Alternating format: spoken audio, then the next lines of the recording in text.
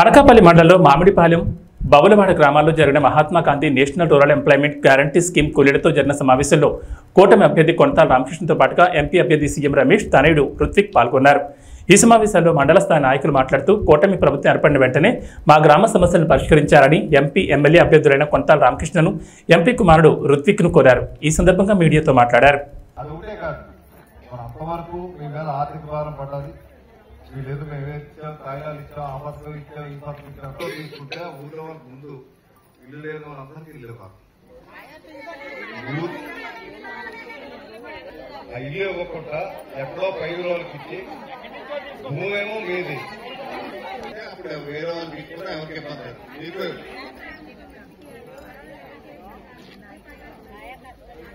చూపించలేదు. పట్టా అవ్వకుండా కనీసం రైతులకు ఎవరైతే రైతుల దగ్గర తీసుకున్నారో వాళ్ళ 15 సెంట్లు స్థానం రాశారు అగ్రిమెంట్. ఆ అగ్రిమెంట్ ప్రకారం తీసుకున్న రైతుకి ఇవ్వట్లేదు, పైన ఊళ్ళో ఉన్న వాళ్ళకి పట్టాలు ఇవ్వట్లేదు. ఎవరికో ఇచ్చారని చెప్తున్నారు, ఇచ్చారు 4,000 చేయడానికి కూడా కారణం ఉందేమో. ఈ రేటు తక్కువ లేదు కాబట్టి ఒక 1000 రూపాయలు అదనంగా ఇచ్చారు. అదనంగా వాళ్ళకి ఈ కార్యక్రమం వచ్చేస్తుందమ్మా. బీసీలు అంటే ఇక్కడ మనం తూర్పు కాపులు కూడా బీసీలతో వస్తాం, ఎందుకంటే బీసీ కింద వస్తాం. వాళ్ళందరూ కూడా 50 సంవత్సరాలు దాటిన వాళ్ళు మీ ఆధార్ కార్డు ప్రకారం తీసుకొని వాళ్ళకి 4,000-5,000 రూపాయలు ఇచ్చే విధంగా చేద్దామమ్మా.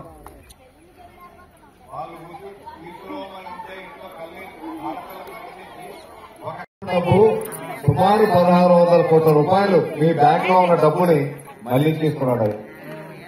అది ఆ స్కీమ్ గా ఆపేస్తే ఆ డబ్బు నీకు ఇచ్చేయాలి వెనక్కి. ఎంతంటే ఎవరెవరి పేరుతో ఎంత ఉందో ఇచ్చేయాలి.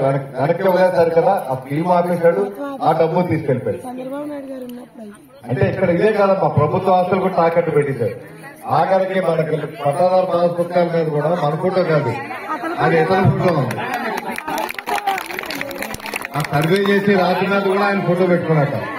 అంటే ఇప్పుడు గవర్నమెంట్ ఆస్తులు ఏ విధంగా అయితే తాకట్లు పెడుతున్నాడో రేపు పొద్దున్న మన కొంపలు గాని మన భూములు గాని అన్ని కూడా తాకట్టు పెట్టినా ఆశ్చర్యపోతుంటది. అటువంటి దోపిడీ జరుగుతుందమ్మా. అందు గురించనే ఈ ప్రభుత్వాన్ని మార్చాలి ఎట్టి పరిస్థితుల్లో అనే ఉద్దేశంతోనే పవన్ కళ్యాణ్ గారు చాలా పట్టుదలగా మీరు చూస్తున్న 2 సంవత్సరాల నుంచి అందరూ కలిసే పోటీ చేయాలి, మళ్ళీ వీడి పోటీ చేస్తే మళ్ళీ ఈ దుర్మార్గ ప్రభుత్వం అధికారంలోకి వస్తుంది, మళ్ళీ రాష్ట్రం అన్యాయం అయిపోతుంది, ఈ పిల్లలకు ఉద్యోగ అవకాశాలు ఉండవు, పరిశ్రమ రాదు, ఒక ఇరిగేషన్ ప్రాజెక్ట్ అవ్వదు, వ్యవసాయాలు లేవు, ఎన్ని రకాలుగా నష్టపోతుందనే ఉద్దేశంతోనే ఆయన ముఖ్యమంత్రి కావడానికి అవకాశాలు ఉన్నప్పటికీ ఆయన అవకాశం పక్కన పెట్టుకుని ఆయన పదవి గురించి చూసుకోలేదు, ఈ ప్రభుత్వాన్ని తెచ్చాలి అనేటువంటి ఒక ప్రతిజ్ఞ చేశారు. ఈ ప్రభుత్వాన్ని తెచ్చకపోతే నా పేరు పవన్ కళ్యాణ్ కాదని ప్రతిజ్ఞ కూడా చేశారు. అంటే అంత ఇబ్బంది పడే పరిస్థితులు ఉన్నాయి ప్రతి గ్రామంలో. అందు గురించి ఆయన అంత త్యాగం చేసి చంద్రబాబు నాయుడు గారు మద్దతు ఇచ్చి ఎందుకు ఇచ్చారు? ఒక పరిపాలన దక్షత ఉన్నటువంటి చంద్రబాబు నాయుడు గారు ఆయన్ని కూడా ఒప్పించి ఇందులో తీసుకొచ్చి తెలుగుదేశం మోడీ గారు ఇచ్చారు. ఇటువంటి మంచి అవకాశం మళ్ళీ రాదమ్మా. ఈ టైంలోనే మనం అభివృద్ధి కార్యక్రమం చేసుకోవాలి. అందుకే ఇటువంటి ప్రభుత్వాలకి మనం మద్దతు ఇచ్చి ఎంత గట్టిగా గెలిపించుకోగలిగితే అంతగా అభివృద్ధి చేసుకునే అవకాశం వస్తుంది. మనం ఏ ఆలోచనతో అయితే పవన్ కళ్యాణ్ గారు త్యాగం చేసి ఇటువంటి కార్యక్రమం చేస్తాం, దాన్ని సఫలీకృతం చేయాలంటే మీరందరూ కూడా సహకరించాలి. మన గురించి ఆయన సినిమాలు వదిలిపెట్టుకుని రాజకీయ జీవితంలో వచ్చారు. 2 సినిమాలకు వెళ్తూ 1000 కోట్లు సంపాదించుకుంటారు. ఈ రోజు ఆ సంపాదన వదులుకొని ఈ రోజు వచ్చి అసలు నేను కూడా రాజకీయాలు వదులుకోవాలని చాలా కాలం దూరంగా ఉన్నాను. కానీ ఈ రోజు నేను కూడా రావడానికి కారణం పవన్ కళ్యాణ్ గారు. ఆయన వల్లే నేను వచ్చాను. ఎందుకంటే ఆయన ఒక్క వ్యక్తే ఈ వ్యవస్థ మీద పోరాటం చేస్తున్నాడు, ఈ ముఖ్యమంత్రి మీద పోరాటం చేస్తున్నాడు. అటువంటి వ్యక్తి ఒకటే అడిగారు, కలిసి పోరాటం చేద్దాం రండి, మనం మీకెంత అనుభవం ఉంది, మీలాంటి వాళ్ళు ఉండాలి, దూరం ఉండకూడదు అని చెప్పడం వల్ల ఆయన స్వయంగా అడగడం వల్ల నేను కూడా రావడం జరిగింది. ఎందుకంటే ఇటువంటి వ్యక్తుల్ని మనం నాయకత్వం కాపాడుకోవాలి. గతంలో ఆయన పోటీ చేశారు, 2 సార్లు 2 దిక్కులా ఓడిపోయారు. జనరల్గా ఓడిపోతే ఏం చేస్తారు ఎవరైనా, ఇంకెందుకు ప్రజలు నమ్ముకుంటే నాకేం కాదని పక్కెళ్ళిపోతారు. ఆయన ఆ రకంగా వెళ్ళిపోలేదు. ఏ పరిస్థితుల వల్ల ఓటమి వచ్చిందని అర్థం చేసుకున్నారు. ఇంకా పట్టుదల పెరిగి ఇంకా అయినా సరే నేను ప్రజల గురించి సేవ చేస్తానని చెప్పి ఆయన 10 సంవత్సరాల నుంచి ఏం ఆశించుకుంటూ చేస్తున్నారు.